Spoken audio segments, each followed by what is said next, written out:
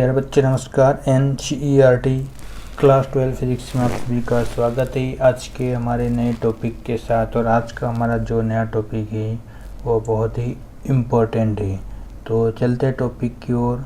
तो हमारा टॉपिक है दो समांतर धारावाही चालकों के मध्य लगने वाले बल का व्यंजक ज्ञात कीजिए। हमें क्या करना है आज कि हमारे पास दो चालक है, दोनों समांतर है और दोनों में धारा प्रवाहित होती है। तो ऐसे समांतर चालकों के मध्य लगने वाला बल यानी कि उन दोनों चालकों के मध्य जो बल लगता है उसका हमें व्यंजक प्राप्त करना है। और आगे हमें यह भी ज्ञात करना है कि तथा यह बल कब आकर्षण होगा और कब प्रतिकर्षण होगा। यानी कि दोनों चालकों के मध्य जो धारावाही प्रवाहित होगी जिसके अंदर चुंबकीय बल होगा वो बल किस अवस्था में आकर्षण होगा और किस अवस्था में प्रतिकर्षण होगा, इस पर भी हम बात करते हैं। तो हम शुरू करते हैं टॉपिक दो समांतर धारावाही चालकों के मध्य लगने वाला बल। लेकिन बताना चाहेंगे कि यह टॉपिक शुरू करने से पहले हम बताना चाहेंगे कि यदि अभी तक आपने हमारे चैनल को सब्सक्राइब नहीं किया है तो सबसे पहले तुरंत आप हमारे चैनल को सब्सक्राइब करें और बेल आइकन को भी प्रेस करें, क्योंकि हम जब भी कोई नया वीडियो अपलोड करेंगे तो उसका नोटिफिकेशन तुरंत और सबसे पहले आप तक पहुंच जाएगा। तो स्टार्ट करते हैं टॉपिक शुरू करने से पहले हम इसके चित्र के बारे में बात करेंगे कि हम किस प्रकार से दो समांतर धारावाही चालकों के मध्य लगने वाले बल का चित्र या फिगर हम इसका ड्रॉ कर सकते हैं। तो इस प्रकार से आपको एक नामांकित चित्र बनाना है। तो देखिएगा चित्र के अंदर कि हमारे पास दो समांतर धारावाही चालक है। देखिए A, B और C और D ये दोनों क्या है, दोनों समांतर रखे हुए। तो समांतर और धारावाही दोनों चालक है जिसमें से धारा I1 और I2 प्रवाहित होती है। तो ये हमको ज्ञात करना है कि दो समांतर धारावाही चालकों के मध्य लगने वाला बल, यानी कि एक चालक जो हमारे पास AB है और दूसरा चालक जो CD है, दोनों समांतर रखे और दोनों चालकों के बीच की दूरी हमने लिया है स्मॉल d। ठीक है, दोनों चालकों के बीच की दूरी स्मॉल d है और दोनों चालक एक दूसरे पर जब भी इन चालकों के अंदर धारा प्रवाहित होगी तो ये दोनों क्या होंगे, एक दूसरे पर फोर्स यानी कि बल आरोपित करेंगे। हम इसके लिए व्यंजक प्राप्त करेंगे। तो इस प्रकार चित्र को समझने के बाद हमने लिखा है कि माना AB व CD दो समांतर धारावाही चालक है। तो देखिए AB और ये दोनों CD एक दूसरे के समांतर, देखिए दोनों एक दूसरे के समांतर और एक दूसरे समांतर d दूरी पर स्थित है। ठीक है, तो ये दोनों धारावाही चालक है, दोनों के बीच की दूरी d है और दोनों ही चालक अर्थात AB और CD दोनों ही एक दूसरे के समांतर स्थित है। इस प्रकार हमने आगे लिखा है कि यदि चालक AB में I1 प्रवाहित करने पर, सॉरी इसमें कुछ मिस्टेक है तो यहाँ पर मिस्टेक थी, यहाँ पर आएगा धारा। यदि चालक AB में I1 धारा प्रवाहित करने पर उसके चारों ओर उत्पन्न चुंबकीय क्षेत्र की तीव्रता। तो देखिए कितना सिंपल है कि यदि हम चालक AB जो चालक है हमारे पास, उस चालक में हम I1 धारा प्रवाहित करने पर, यानी जब I1 उसको धारा हम देंगे पर उसके चारों ओर उत्पन्न चुंबकीय क्षेत्र की तीव्रता। तो ये बात तो फिक्स है कि किसी भी चालक में यदि हम धारा प्रवाहित करेंगे तो उस चालक के चारों ओर चुंबकीय क्षेत्र उत्पन्न हो जाएगा। तो यहाँ पर लिखा है कि चारों ओर उत्पन्न चुंबकीय क्षेत्र की तीव्रता, और चुंबकीय क्षेत्र की तीव्रता को हम कैपिटल B से रिप्रेजेंट करते हैं। और जो चुंबकीय क्षेत्र की तीव्रता होती है ये हमने पिछले लेक्चर में पढ़ा था, होता है μ0/4 पाई इंटू 2 I1 जो होता है उस चालक में बहने वाली धारा और अपॉन में D दोनों चालकों के बीच की दूरी।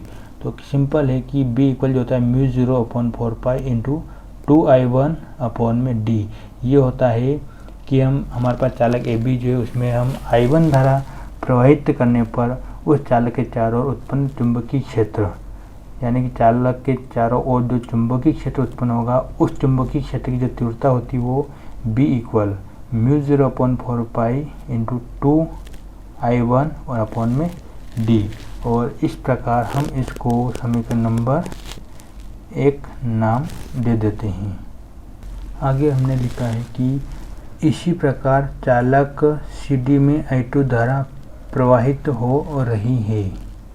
तो देखिएगा चित्र में चालक AB है जिसमें I1 धारा प्रवाहित हो रही है और चालक ये CD है जिसमें से I2 धारा प्रवाहित हो रही है और दोनों चालकों के बीच की दूरी स्मॉल d है।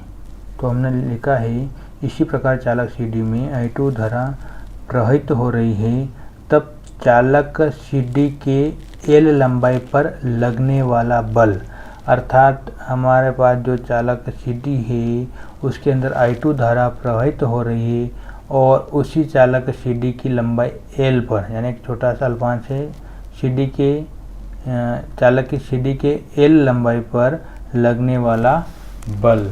और वो जो बल होता है जो चालक CD के L लंबाई पर जो लगता है उस बल को हम रिप्रेजेंट करेंगे कैपिटल F से, और वो होता है F इक्वल टू I2 जो है उस चालक CD में बहने वाली धारा, L जो है चालक CD का लंबाई और B जो है चुंबकीय क्षेत्र की तीव्रता और साइन थीटा जो चालक के घटक है। हम यहाँ पर थीटा बराबर लेंगे 90 डिग्री। अब हमने थीटा बराबर 90 डिग्री क्यों लिया है? क्योंकि जो आवेशित जो हमारे पास कण है और जो चुंबकीय क्षेत्र के अभिलंब दिशा में गति करता है, यानी कि कण और जो गति कर रहा है चुंबकीय क्षेत्र के अंदर कण और चुंबकीय क्षेत्र एक दूसरे के लंबवत है, इसलिए हमने यहाँ पर थीटा बराबर 90 डिग्री लिया है। तो हम इस थीटा का मान यहाँ से थीटा का मान 90 रखेंगे, तो ये बन जाएगा F इक्वल I2L B और साइन 90 डिग्री। और हम जानते हैं कि जो साइन 90 का जो मान होता है वो 1 होता है, तो हम ये मान इस साइन 90 की जगह रखेंगे, तो ये हमारे पास बन जाएगा F इक्वल I2L B और ये साइन 90 हो गया 1। तो हमारे पास बचा है जो बल होता है वो F इक्वल I2L B। आगे हमने लिखा है कि समीकरण फर्स्ट से B का मान रखने पर, तो देखिए अभी हमने यहाँ पर बल F का मान निकाला तो होता है F equal I2 into L into B, और इस B का जो मान है वो हमने समीकरण 1 जो हमने पहले ही B का मान हमने निकाला था μ0.4 पाई इंटू 2I1 अपॉन में D, ये B का मान जो है हम इस समय यहाँ पर इस जगह B की जगह ये B का मान समीकरण 1 से रखेंगे। तो इस प्रकार हमारे पास बनेगा ये F इक्वल में आ जाएगा I2L और B जो है B की जगह हम रखेंगे इंटू में μ0 अपॉन में 4 पाई और इंटू में 2I1 अपॉन में जो था हमारा दोनों चालकों के बीच की दूरी D। अब हम इसको थोड़ा सा और एडजस्ट करके थोड़ा सा अच्छा लिखेंगे, तो बन जाएगा हमारे पास F इक्वल और यहाँ पर आ जाएगा μ0 अपॉन 4 पाई, तो μ0 अपॉन 4 पाई और यहाँ पर 2I1 इंटू में I2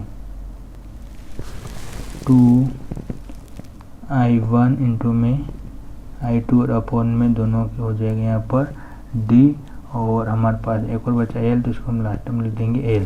इस प्रकार हमने यहाँ पर इसको लिखा है F इक्वल μ0 अपॉन 4 पाई 2I1 इंटू I2 अपॉन में D और इंटू में L, और ये हमारे पास एक सूत्र आया है, इसको हम ऐसा लिख देंगे। और इसका जो मात्रक होता है वो न्यूटन, यानी फोर्स का जो मात्रक होता है न्यूटन होता है बल का। और आगे हमने लिखा है कि चालक CD के प्रति एकांक लंबाई पर बल, यानी कि हमारे पास चालक CD जो हमने जो L निकाला था उसका प्रति एकांक बल जो होता है वो एक हम मान लेते हैं कि प्रति एकांक बल यानी कि L बराबर 1। तो इस प्रकार हम इस समीकरण के अंदर L का मान 1 रख देंगे। तो ये बन जाएगा हमारे पास कि F इक्वल μ0 में 4 pi into 2I1 into 2I2 में d। और हम इस L की जगह 1 रख देंगे और 1 का इंटू इसमें करेंगे तो हमारे पास फाइनली ये बचेगा। और हम इसको भी इस प्रकार से रख देंगे और इसका भी मात्रक जो होता है वो न्यूटन ही होता है। और इसी प्रकार चालक AB पर भी प्रति एकांक लंबाई पर उतना ही बल होता है जितना चालक CD पर होता है, यानी कि जितना बल चालक CD पर इतना ही बल जो होता है चालक AB के प्रति एकांक की लंबाई पर बल होता है। अब हम बात करेंगे आकर्षण बल और प्रतिकर्षण बल, यानी कि दोनों चालकों पर लगने वाला बल कब आकर्षण होगा और कब प्रतिकर्षण होगा। तो देखिए आकर्षण बल और प्रतिकर्षण बल।